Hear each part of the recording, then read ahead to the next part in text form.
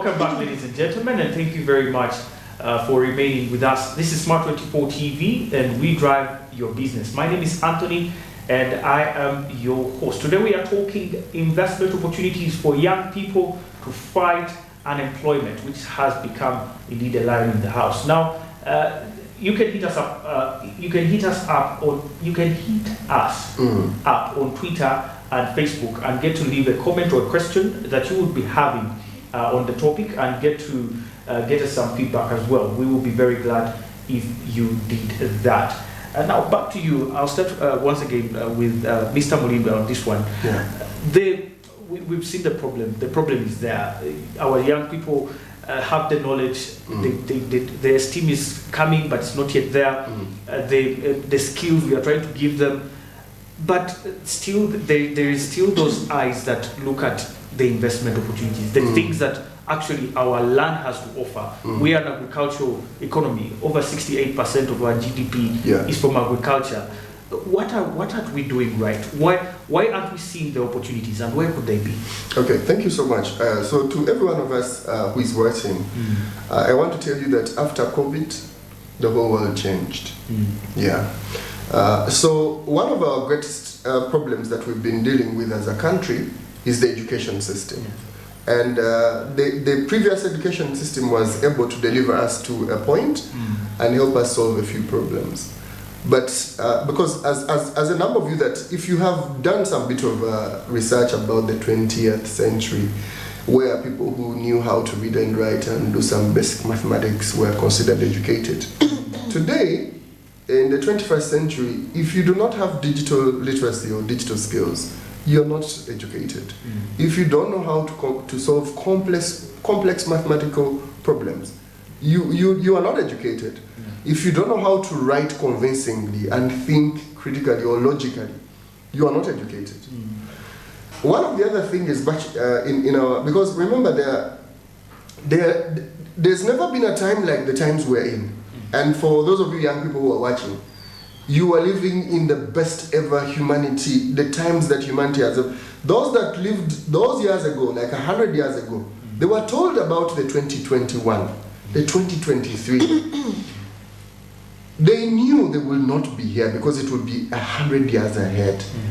But they wished they would be here because there would be a lot of opportunities like they are now.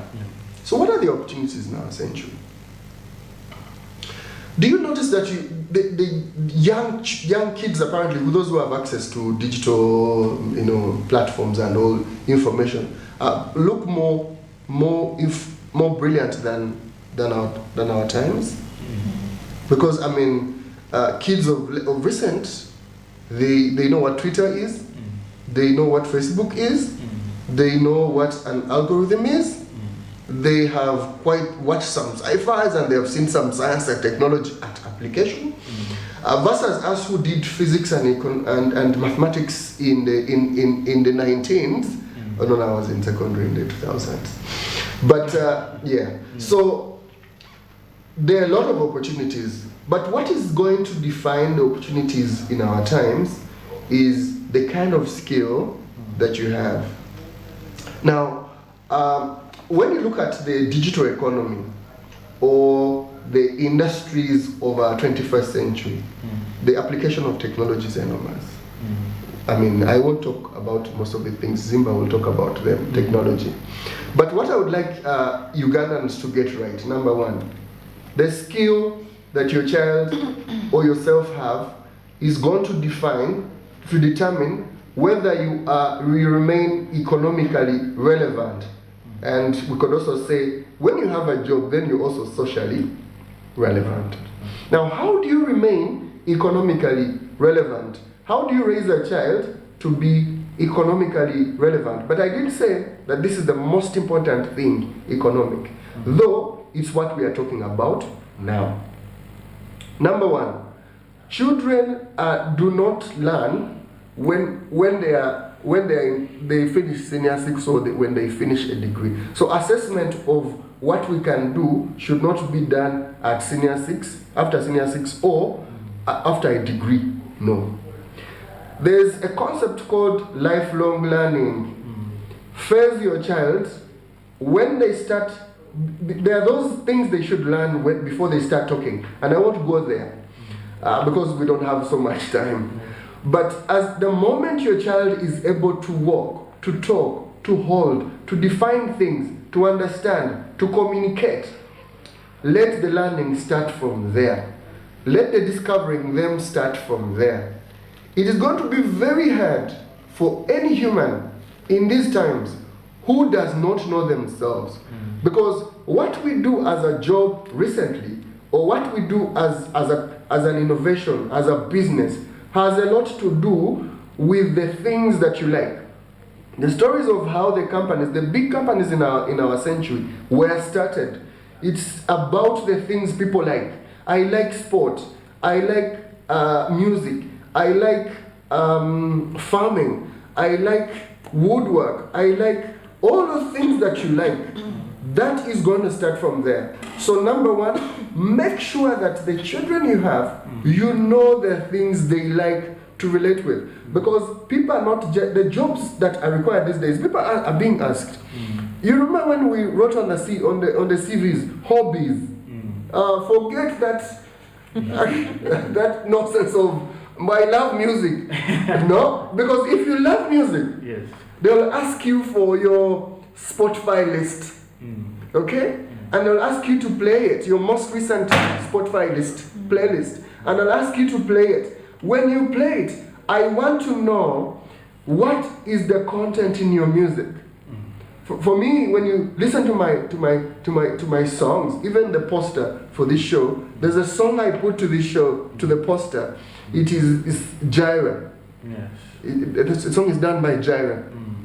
Now, when you listen to my list, you won't miss songs of Tenny.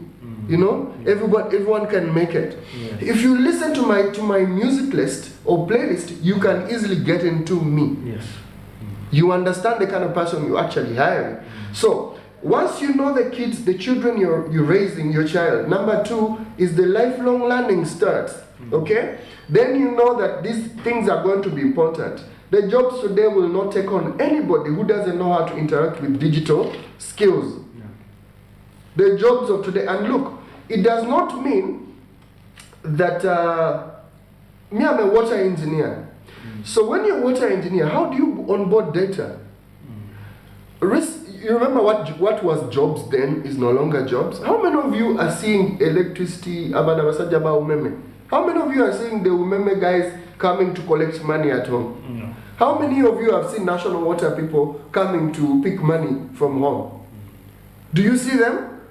Because those are no longer jobs. So when you're getting a job, let's say you're working with Remember, you need some bit of data skills or the data platforms. How do you onboard data? So the digital literacy comes in, the digital skills. Then there are skills in these sectors. Which sectors are going to have the jobs or having the jobs? There's construction. Construction. Those ones will have jobs forever because we are a growing economy. The jobs are going to be in manufacturing and agro-processing. You can call it agriculture. The jobs are going to be in tourism and hospitality.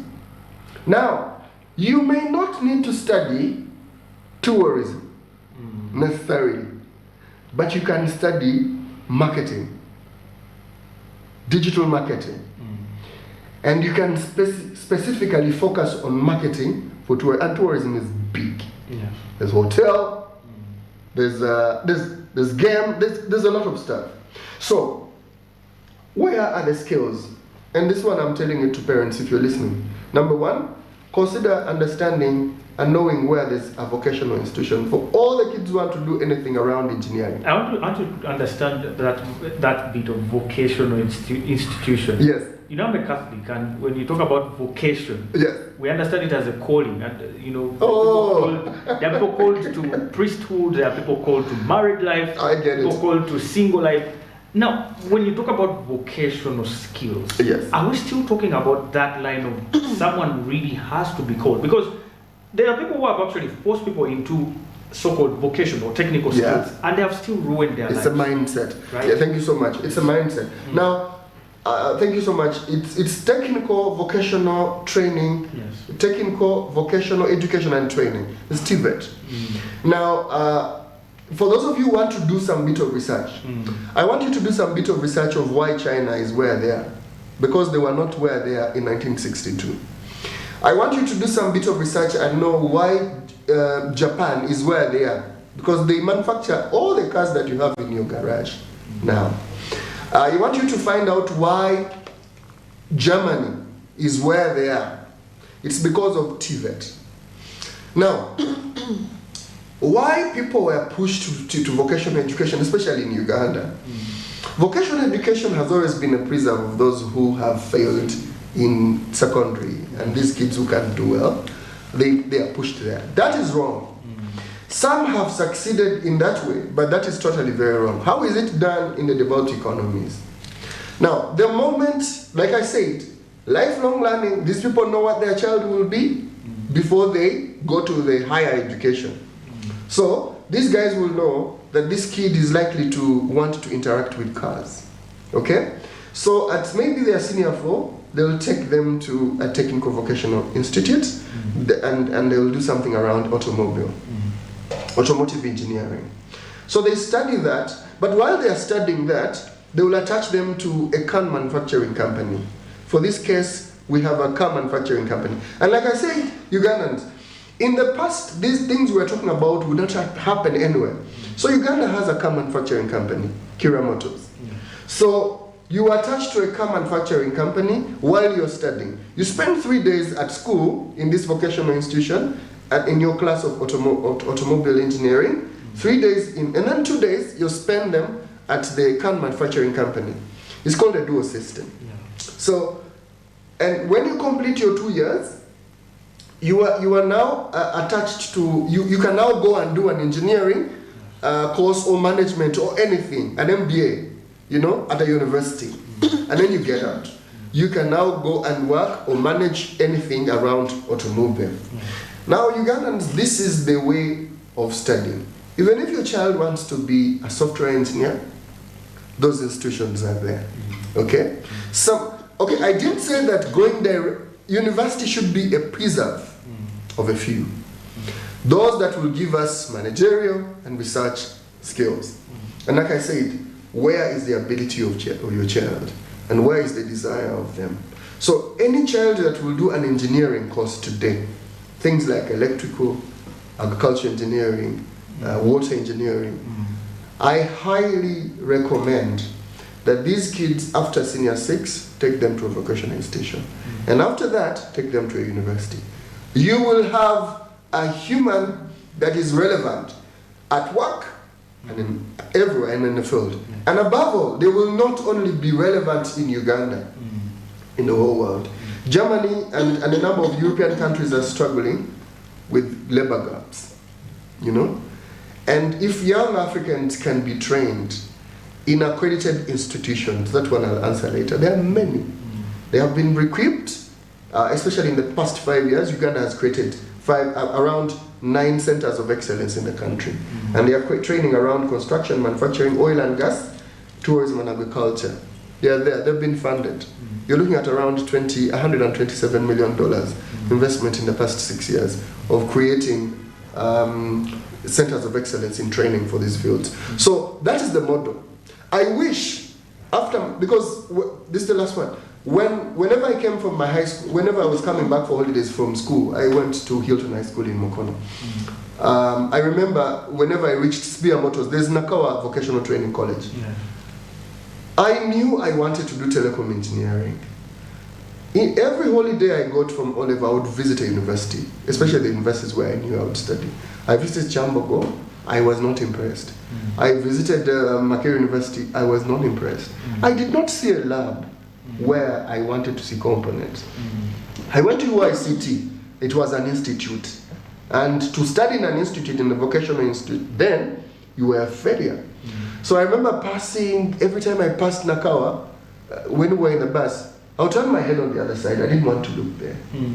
Today, if you tell me, if you could pull back the hands of time, I would spend my time in a vocational institute. Because I've seen it with my brother. After his senior 6, he went to Lira, he came back, he worked.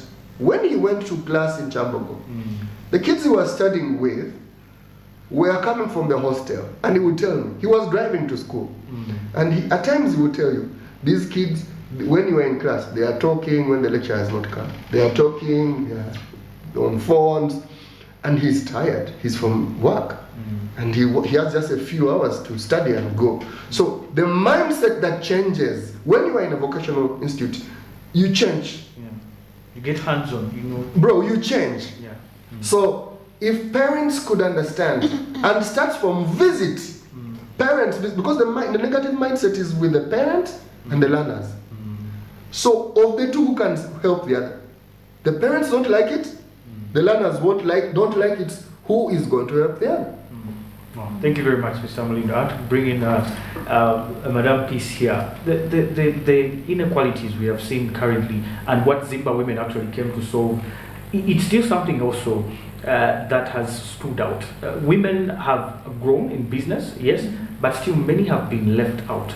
And the particular skills Mr. Molindo is talking about, vocational, some of them are physical. And we've seen women, although not on a big scale, get engaged in some of these. In your opinion, what could be some of those skills, especially women now, from your own perspective, should embrace in this 21st century? Yeah. Actually, you bring out a very good point when you say the jobs are physical.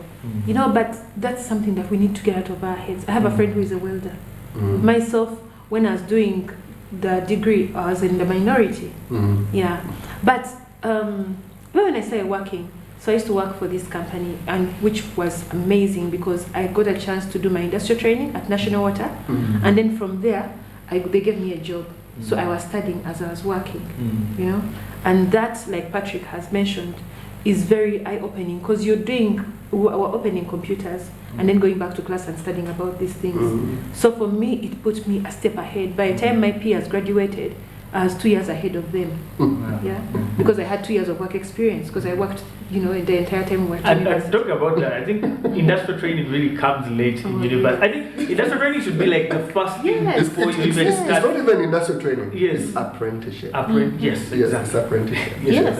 So that is very important. So in addition to what Patrick has mentioned about going to vocational institutes, we should also really put emphasis on industrial training. People don't take it serious. You know, during our time, because industrial training was marked, people bribe the lecturers, and then they get those marks. But you don't realize that you're doing yourself a disservice if you don't do that. So the opportunities we have for industrial training may be very few, but we have to create maybe more. At Zimba Women, we have girls who come while they're at university, they train with us. They learn practical skills of IT. So, back to the women perspective of it. We need to teach our girls young that there's no jobs that are for men. You know, my father is an engineer. I suspect he wanted a firstborn son. He got a firstborn daughter. Now, for the first years of my life, I would go to the construction sites, I would go to his office. So it became okay for me to hang with the men in the workplace who are doing technical subjects. So when I got to school, it was okay, it was normal. I never got treated like that girl, you know. I was just his child. And it was normal for me. But then the people I studied with, some of them even dropped out. And that's the issue that we're having. A lot of women, even when they do technical subjects, they drop out. They get married and they're like, oh no, you cannot do this or do that. I remember there's this one senior guy at work. I went to fix his computer. And when I showed up, he called, my computer is not working, blah, blah, blah. And please note, this is an international organization. So I showed up to fix his computer and he says, I don't know, but you look so delicate. I don't think you're going to manage these things. You know, you need to go under the table, fix the what. And I was also like a bit intimidated by him. So I told him, you know, let me go get somebody else, but it was coming to end of day. So I said, maybe when you leave, we'll come and fix it. I waited for him to leave. I went in and I fixed it, connected the wires, did everything, reinstalled the software, and it was working the next day. So of course I didn't tell him it was me who fixed it. My boss later told him, and he was like, what? That small girl, you mean she can fix these things? But you see, these things, what I should have done, and I think it was really a disservice to my sisters out there who are struggling in technical fields, I should have told him, you know what? It's not about the gender. You know, I can also do this. Yes, it may be heavy, But you know, there are women who are stronger than men physically. Yeah, True. there are men who are effeminate and there are women who are masculine. But beyond that, even beyond physical strength, you know, now the world is moving. I was even joking with a friend of mine. We need to get it out of our heads that our work is going to be manual. Work is changing now. All the manual jobs are getting automated. Yeah. I don't have to carry the computer from the table and put it on another table. There'll be a machine or a trolley or something that will carry it for me. I don't have to actually do the actual physical welding. There's 3D printing. Yeah. So going back, on the other hand, I'm like, what we need to do in the school system is encourage these girls from a young age that you know, you're not any less equal than the man. The opportunities are there for jobs. Yes, you can be a plumber. You can also be a farmer. You can also be a mechanic. You know, we have friends who are running, there's a friend of ours who's running Smart Girls, you know, a mechanics training center for young women. Yeah? Oh. Yes. Yeah. So these girls can either be like school dropouts or even graduates. So we need to encourage vocational skills, but not just for men. You go to vocational institutions like Patrick has mentioned, and you'll find men only. Yeah? There are no women who are doing plumbing, welding, all these things. Yeah? Even when you go to like now us who do like technical subjects, you'll find very few computer engineers, you'll find few civil engineers, telecom engineers. Really, I was talking to one of my aunties recently, and then I was telling her that our future, we want to do a technical school for girls, you know, focusing on science development. And she's like, you not to make money. I said, you know, the aim is not to make money. The aim is to give girls an opportunity to participate. Then she said, this is now I'm going to say it exactly how she said it. And I looked and I was like, do you realize you're talking to a woman? Yes. Who is a technician? Oh, yes. So I was like, really? How can you say that? Oh my God. And I said, no, it's not about the brain. It's because from a young age we have not been allowed to tap into that part of our brain. Yes. So it's there, but we just haven't been given a chance to tap into it. Yes, that's the it. spark. The spark that Patrick is talking about. So from a young age, I'll be given only dolls, cooking sets, and all those things. Why aren't they giving me cars? And that's the thing I was doing with my daughters. I was like, so my friends used to laugh. They would bring me dolls, and I said, you know what? Actually, I'm going to go, as far as toys are concerned, I'm going gender neutral. We have cars, we had Legos, we had, so she learned to build and all of those things. And right now, I'm pushing her towards the science part of it. It doesn't mean the arts are not important. They're also equally as important. But we need also more women in those fields. You know, it's the same way we are saying that let's also have men in the humanities, men who are chefs, men who are nurses, men who are, because maybe they will understand better that part. So there's situations where you have a man in a hospital and maybe according to his culture he doesn't want to be touched by a woman nurse, but there's nobody else, so he has no choice. So maybe that's when we'll need a male nurse. So what I'm saying is that when we look at opportunities, we need to look beyond the gender of a person and say these are equal opportunities for all our children. Let's look at it like, let's say like how a father would look at your child. You know, you look at the boy and the girl and you look at them as equal. What do I want for these children, for the future? And then you start from there as a parent, when you're planning, as an educator, when you're planning for the children in your class, look at both of them as equal. Don't say, oh, can I have the boys stand up and answer mental work questions? No. Even the girls can do that. Can maybe the boys go to play football and the girls stay behind cleaning classes? You know, these stereotypes start from a young age and then they affect our employability in the workplace. Some other thing I noticed is that women in the workplace, they end up being the workplace house girl. When the meeting is starting, they say, oh, peace, call the cafeteria to organize for snacks and blah blah. And well, men are already, you realize I'm actually going through talking points. You know, the guys are there with their books, checking their points. Actually, no, this is not fair. So every opportunity, every role should be gender neutral. Women, we also have this thing. You show up at the office as the mother of the office. You're the one who packs lunch, you're the one who cleans up after everybody, and they don't take you seriously. So even as when we're talking about employability, it's not just about getting the job, but also maintaining the job. Show up. You know, when you're pregnant, it's not a disability, please, sisters out there. You know, when you get a chance to have a good job and you get pregnant, yes, the workplaces will recognize you're pregnant, but you can perform. I worked up to my last day. It doesn't make me any special, and it wasn't easy. Wow, yes. Yeah. But it means that when you have that opportunity, use it to show that you also can be a great performer. It doesn't mean turn into a man, start dressing like a man, talk like a man, but you can bring your feminine energy into the workplace, regardless of whether it's corporate or practical work, and present yourself as a female who is capable of doing technical work. Yes. Yeah, and that's the thing we need to teach our daughters right from the beginning, and that's the only way we're going to handle gender bias issues. Yeah, and also the confidence. Our culture, especially now, like us who are Baganda, they teach you that Todamu, you don't make eye contact, things like that. So you get out into the world, you're presenting something at the UN, and you're like cowering, and they don't understand why you're like that. Exactly. Yet you're really brilliant. Yes, and they will think, you know, in other cultures, refusing to make eye contact makes it look like you're a liar. Definitely. Or you're not confident about what you're saying. Are you not sure? Are you sure this is what you want to say? Things like that. And yet, if you made eye contact, if we encouraged our daughters to speak out, you know, I remember visiting a friend of mine, and her father told us, girls must be seen, not heard. And I was like, you know, that doesn't make sense. Yeah. Yes, they can be seen, but why can't we get heard? You know, so he was raising daughters with this thing of girls have to be seen, not heard. I have to see that you're here, but I don't have to hear you. Yeah, you're not going to be in the house shouting. Yes, okay, I don't want to shout and all of that, but let her have a voice. Yeah. So when we deal with the mental, how I see myself, how I see the world giving me opportunities, I'll not be afraid to take up a chance to be a leader, to be an innovator. Because maybe I'll say I am also able to contribute. And when you're able to contribute, you create jobs. You will employ men and women. Yeah. So that's the thing that we need to, the mindset of the women needs to change. Yeah. So as we are encouraging, you know, go tech, let's also look at the mindset of this entrepreneur, the mindset of this employee. We need to deal with that issue. Maybe another thing to top it off, another thing I want to talk about is that Patrick mentioned digital age. Yes, this is the digital age. We have something called the World Economic Forum calls it the Great Reset, which happened after COVID. Everything went digital. The challenge with going digital is that a lot of people are left behind. That is the digital divide. And of course, it was mainly women. But it's not just women. We also have to look at the rural poor and the urban poor. You know, a lot of people think because you migrated to Kampala, you're rich. But in the Kampala, we have people who have access to the internet but can't afford it. Yeah. In the villages, we have people who can afford it but don't have network.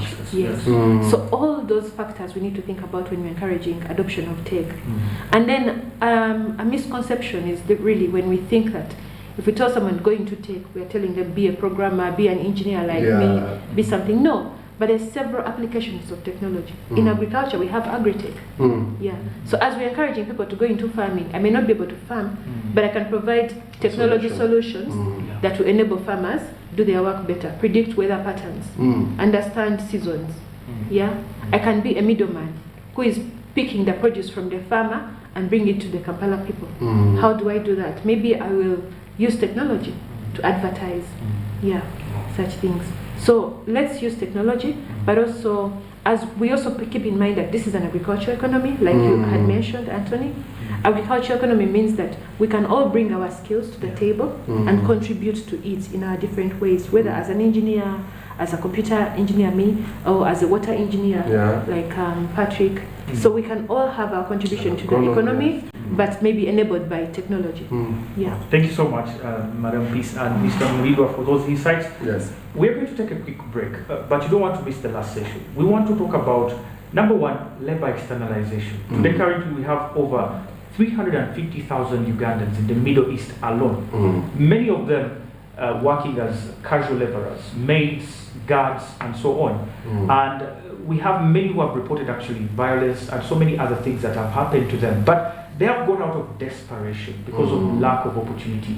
We want to talk about the cost of us having that huge number of people being shipped out as casual laborers. And then we wind up with the policies that government should put in place in order to support the youth and enable them overcome the challenges ahead in the employment sector. My name is Anthony. You're watching The Point. We'll be right back. Stay with us.